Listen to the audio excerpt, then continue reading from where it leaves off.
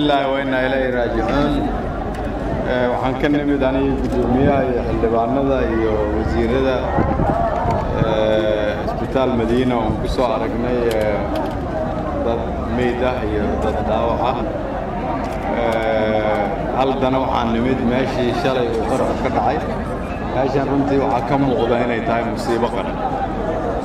cid walba oo ku fikiri karta in waxaan lagu sameeyo dad shacab ah, rag iyo dumar iyo haween dhalinyaro odayaal waa cadowga ummadda Soomaaliyeed. ummadda Soomaaliyeed waxaan u sheegayaa haddii aad ganacsato tahayna nolol kuma haysatid sidaan, haddaad arday tahayna iskuul ma aadi kartid, haddaad shaqaale dawladeed tahayna ma shaqayn kartid. macnaheedu waxay tahay waxaa lala dagaalamayaa gelitaanka ummadda Soomaaliyeed. waa inaan waxaan meel uga soo wada jeesanaa, waa inaan wax walba oo kaloo jira intaan dhinac u dhigano aan ka shaqaynaa haddii Ilaahay yiraahdo ummaddeena sidaan u badbaadi lahayn.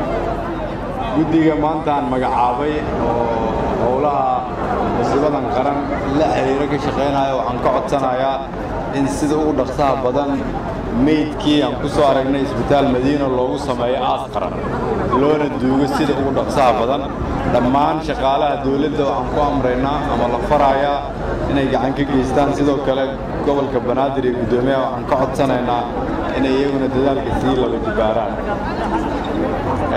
dadkii ku dhaawacmay haddii Ilaahay yiraahdo waxaan bilaabi doonaa oo aan ka codsannay dawladaha aan saaxiibkana in dalka dibaddiisa lagu soo daaweeyo.